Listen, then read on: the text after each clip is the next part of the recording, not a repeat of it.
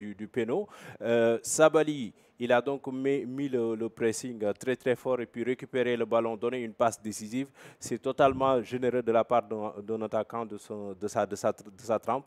Donc je pense que quand même tout ce qu'il fallait pour gagner ce match-là, les joueurs du Sénégal l'ont beaucoup montré. Et puis il faut quand même encore une fois féliciter Pape Thiaw, féliciter toute l'équipe. Ce qui reste à faire maintenant, c'est de prendre cette victoire-là face à la Mauritanie prochainement. Ouais, une victoire méritée, Tening, Oui, belle victoire avec une masterclass de certains joueurs sénégalais. oui, bien sûr. Et surtout, moi, la personne que j'aimerais féliciter, c'est Pape Thiaw. Mhm. Parce que Pape Thiaw, il nous montre encore une fois vraiment que c'est un bon coach. Déjà, la lecture de jeu qu'il a eue pour permuter Ismaël Sarr et Iliman Ndiaye, c'est ce qui a apporté le premier but sur en fait un déboulé de Iliman Ndiaye. C'est Ismaël Sarr en fait qui jaillit et qui devance son défenseur qui met ce premier but. On Oui. l'a vu aussi en fait lorsque les Lions sont revenus de la mi-temps, il a certainement tenu en fait un discours assez responsable et de là en fait cela s'est vu avec les buts qui se sont enchaînés et lors du remplacement bien sûr il a mis quand même des joueurs qui ont apporté un plus, c'est-à-dire qu'il a fait vraiment un turnover. On a vu Ilay Kamara, on a vu Chernias, on a vu Chertidiane Sabali, on a vu aussi Chérif Ndiaye qui a pu marquer son premier but en équipe nationale, ce qui va lui permettre en fait d'avoir beaucoup plus de confiance et de dire que moi aussi si je travaille davantage, j'ai ma place dans cette équipe parce que aussi l'entraîneur me fait confiance, il me fait jouer. Donc c'est carrément quelque chose de bien lorsqu'on prépare de grandes compétitions comme déjà la CAN et bien sûr éventuellement aller en Coupe du Monde. Grande compétition, grande équipe. Donc le match face à la Mauritanie sera donc décisif et déterminant. Ah oui, ce sera la finale donc pour les qualifs de la Coupe du Monde. Il faudra donc l'aborder au même titre que nous l'avons fait avec la RD Congo, avec le Soudan. Il n'y a pas de demi-mesure à faire. Moi, c'est toujours mon discours. Il faut donc jouer ce match-là avec beaucoup d'exigence, beaucoup de responsabilité et puis le gagner comme on vient de le faire aujourd'hui. Jouer au Soudan du Sud avec tout ce qu'il y a comme conditions climatiques assez difficiles Ouais. et le gagner aujourd'hui avec 5 buts à 0, il faut vraiment être du Sénégal pour le faire. Ouais. Donc je pense qu'il faut continuer comme ça, continuer sur cette bonne lancée et à chaque fois mettre beaucoup plus de buts et d'encaisser moins. Dans ce match, est-ce qu'on peut parler de coaching gagnant de Pape Thiaw? C'est ce qui fait la différence, hein.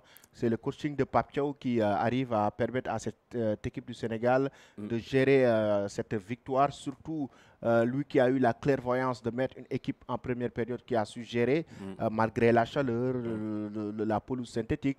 Mais quand même, son équipe a géré en marquant un but en deuxième mi-temps. Le discours a bien marché. Oui, coaching gagnant et ça devient du classique Pape Thiaw parce que depuis un certain temps, il enchaîne les coachings gagnants. Il l'a fait face à l'Angleterre, face à la RD Congo, aujourd'hui face au Soudan. Donc, c'est dire que aussi Pape Thiaw a vraiment aussi finalement, il a trouvé donc la recette qu'il faut pour Oui, gagner des matchs comme ça. oui. Surtout quand il te met aujourd'hui un cher Tidiane Savali qui arrive quand même à couper les lignes, à gérer bien son couloir et trouver des passes décisives. Oui. Je pense que c'est du vrai classique Pape Thiaw Ouais. avec les coachings gagnants. Effectivement. Oui, Tenning. Oui, effectivement, comme Sam l'a dit, c'est un coaching gagnant. C'est pourquoi, en fait, dès le départ, c'est lui que je félicite. Certes, bien sûr, les joueurs ont suivi les consignes du sélectionneur, mais c'est lui qui a eu la lecture de jeu et une bonne vision. Cette fois-ci, franchement, il a vraiment eu une bonne vision, en fait, pour pouvoir lire le jeu et savoir qu'il va falloir faire des réajustements. C'est ce qui va permettre, bien sûr, à cette équipe-là de pouvoir mettre en place son jeu et collectivement, en fait, d'exister. Et bien sûr, il y a aussi certains joueurs qui ont sorti leur épingle du jeu. Ouais. Comme à chaque fois, en fait, Iliman Ndiaye. Iliman Ndiaye, Ouais. franchement, lui, je pense que, je le dis à chaque fois, mais je pense qu'il va devenir le leader technique de cette Ah équipe-là. oui, Il pourquoi Pour moi, pas. mérite de après devenir le Sadio leader Mané, technique. pour moi, après Sadio Mané, en fait, c'est Iliman Ndiaye. Parce que techniquement, lorsque tu le regardes, sa protection de balle, sa Ouais. prise de balle et tout, tu sens que le gars, vraiment, il a en fait quelque chose dans les jambes. Et voilà, il peut vraiment en fait faire de cette équipe du Sénégal-là vraiment une équipe qui soit l'une des premières en Afrique ici. Ouais, effectivement, Iliman Ndiaye, la prestation qu'il a eu à faire est énorme.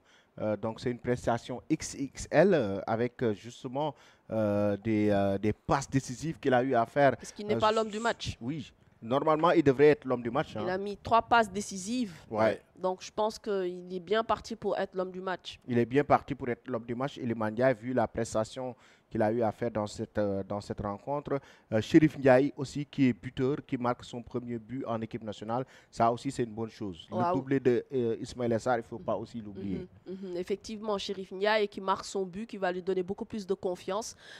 Donc on l'attendait, il l'a fait. Et bien sûr, Ismaël Sarr qui signe son retour en mettant un doublé. Donc lui aussi, ça va lui permettre d'être beaucoup plus en confiance et bien sûr de continuer sa belle progression et aussi ses belles performances. Nicolas Jackson, qui heureusement, en fait, suite au penalty provoqué par Sadio Mané, qui lui a donné en fait cette balle-là qui va vraiment certainement lui aussi le réconforter pour lui dire voilà, on a confiance en toi, mais je pense que lui aussi il devrait beaucoup plus travailler sa lucidité et bien sûr son efficacité devant les buts. Oui. C'est un attaquant, il est quand même talentueux et je pense qu'il faudrait beaucoup plus le booster et le remotiver pour que vraiment il puisse marquer des buts. C'est tout ce qu'on lui demande. Ouais, Nicolas Jackson. Oui, Jackson, voilà, il faut qu'il travaille encore davantage parce que là, à ce rythme, il menace sa propre carrière. À défaut, à force de rater des occasions franches pour des matchs assez décisifs. Ouais. Donc, il menace sa propre carrière. Je pense que Jackson doit vraiment beaucoup travailler encore devant le but. Mais il y a aussi un élément assez déterminant, c'est les absences. Il y a eu beaucoup d'absences aujourd'hui, mais Pape Thiaw, avec son effectif, il a montré que voilà, j'ai un fond de banc assez intéressant qui peut aujourd'hui faire le relais en cas d'absence. Et surtout, je ne sais pas si vous l'avez bien remarqué, mais du moment où il y a eu le cooling break en première période et qu'il a fait le réajustement entre Iliman Ndiaye et Ismaël Sarr, Ismaël Sarr est devenu beaucoup plus en vue par rapport au jeu et sur le but même qu'il a marqué lui, Ismaël Sarr, ça vient aujourd'hui d'une passe qu'on lui a donné à partir du milieu de terrain dans le cœur de jeu, qu'il a donc transmise à Nicolas Jackson, qui n'a pas fait le geste parfait, mais quand même, Ismaël Sarr, en suivant le jeu, a pu mettre ce but-là. Donc je pense qu'il faut quand même saluer aujourd'hui cette synergie, cette âme que Pape Thiaw a pu trouver et qu'il a mise quand même dans cette équipe du Sénégal. Parce qu'on a beaucoup épilogué sur les absences. On s'est posé beaucoup de questions sur le cas de Pape Gueye, sur le cas de Habib Diarra, de Lamine Camara, mais quand même avec aujourd'hui le réajustement qu'il a fait. Il n'a pas fait un grand changement quand même de son effectif avec les absences que je viens de mentionner, mais il a fait un réajustement tactique en mettant aujourd'hui d'abord Iliman Ndiaye en tant que numéro 10. Ça n'a pas beaucoup marché en première période. Il a fait un réajustement en mettant aujourd'hui Ismaël Sarr dans le cœur de jeu et décalé Iliman Ndiaye sur le couloir droit et imposer un équilibre sur les couloirs, l'équilibre dont vous parliez tout à l'heure, entre aujourd'hui un Sadio Mané qui fait le taf sur le côté gauche et Iliman Ndiaye qui fait le taf sur le côté droit. On voit aujourd'hui que vraiment il y a des réponses qui ont été trouvées, des alternatives qui ont été trouvées par rapport à ces absences-là. Et ça, quand même, ça relève aujourd'hui de la clairvoyance du coach Pape Thiaw. Du coach Pape Thiaw, effectivement. La clairvoyance du coach Pape Thiaw, il évite qu'on parle de touche Pape Thiaw, mais finalement, c'est une touche et une méthode Pape Thiaw. Mais chaque entraîneur a une touche, chaque entraîneur a une méthode. C'est un peu ce qui les différencie. Sinon, nous tous, on serait des entraîneurs. Donc, je pense que chaque entraîneur, bien sûr, a en fait une lecture de jeu qui lui est propre, a aussi une méthode qui lui est propre. Et lui, en fait, qu'il le veuille ou pas, il a aussi sa propre touche. Et c'est ce qu'on est en train de voir, en fait, à travers l'équipe nationale du Sénégal, qu'à chaque fois, lorsque il y a en fait des difficultés à mettre en place son jeu, donc on voit quand même que avec ces réajustements, la réorganisation qu'il est en train de faire au niveau en fait du jeu sénégalais, donc cela porte ses fruits. C'est en tout cas tout ce que l'on lui souhaite et surtout durant les grandes compétitions maintenant qui arrivent, qu'il ait toujours en fait cette bonne lecture de jeu pour vraiment faire tourner son équipe quand il le faut et surtout en fait pour mettre en place tactiquement des stratégies qui permettent bien sûr à cette équipe du Sénégal d'évoluer. D'évoluer effectivement, et si on regarde même les résultats de la poule, autant pour moi, de la poule B. Donc actuellement, le Sénégal est toujours leader de la poule B, donc avec 21 points. Donc la RD Congo qui a battu le Togo sur un score de 1-0 qui occupe la deuxième place. Au niveau de la réalisation, même, je vous ai envoyé le classement donc, de la poule. Donc la poule B avec le Sénégal premier, leader avec 19 points, 21 points. La RD Congo deuxième avec 19 points. Le Soudan troisième avec 13 points. Le Togo qui est quatrième avec 7 points. Mauritanie cinquième avec 7 points aussi. Le Soudan du Sud sixième avec 6 points, avec 4 points. Le Sénégal a battu le dernier de la poule B. Et il reste maintenant l'avant-dernier. C'est face à la Mauritanie. Oui, et déjà la bonne nouvelle après ce match-là, c'est que nous, on est déjà qualifiés. Il reste à faire le taf face à la Mauritanie. Je ne crois pas que c'est ce match-là quand même qui va nous empêcher de nous qualifier. Voilà, compliquer la tâche. Mais pour le moment, c'est la qualification à la prochaine Coupe du Monde. Donc, il faudra faire le taf pour couronner quand même cette belle qualification-là avec la manière.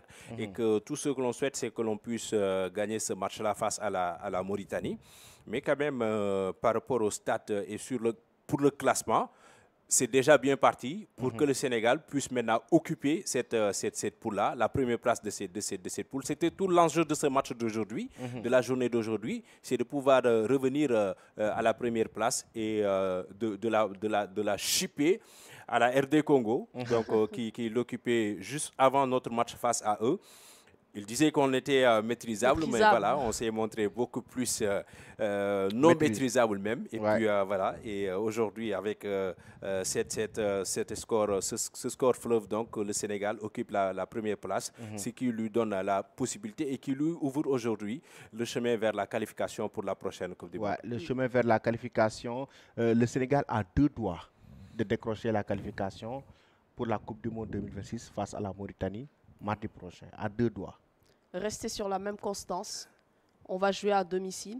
On ne sait pas maintenant si le stade sera plein ou pas, mais n'empêche, en fait, on va jouer quand même ce match-là qui est une finale face maintenant à un pays que l'on connaît parce que c'est un pays voisin et puis voilà, ça risque peut-être d'être un derby, même s'il y a beaucoup de joueurs sénégalais qui évoluent en fait en sélection mauritanienne. Maintenant, il faudra en fait pour cette équipe sénégalaise-là de se dire voilà, ce n'est pas encore gagné, même si c'est la Mauritanie, nous partons, on va dire, largement favori sur le papier, mais comme je l'ai dit à chaque fois, c'est en fait 22 acteurs sur le terrain. Et vu les qualités maintenant de cette équipe sénégalaise-là, on ne peut pas du tout en fait avoir peur ou bien se dire que peut-être qu'on ne va pas du tout se qualifier parce que quand même on est une équipe pétrie de qualité, une équipe vraiment qui a le potentiel pour aller bien sûr battre cette équipe mauritanienne-là et surtout quand on a la clairvoyance en fait du sélectionneur qui est Pape Thiaw, le Sénégal est tout à fait en fait en marge ou bien tout à fait en fait on peut dire que c'est un pays vraiment ou bien c'est une sélection plutôt qui peut vraiment aller chercher cette équipe mauritanienne. Ouais, c'est possible de battre la Mauritanie du moment où ils l'ont fait à l'extérieur, c'était à Nouakchott. Donc ici le Sénégal est largement favori, la Mauritanie avant-dernier de cette poule, il n'y a pas photo. Maintenant quand même comme on dit, il faut rester toujours prudent parce qu'après l'enjeu du match c'est quoi? C'est un pays voisin, ils vont essayer de faire le possible pour que le Sénégal ne les gagne pas, mais ça reste quand même le grand Sénégal. Face à la Mauritanie, moi je veux vraiment une autre Manita.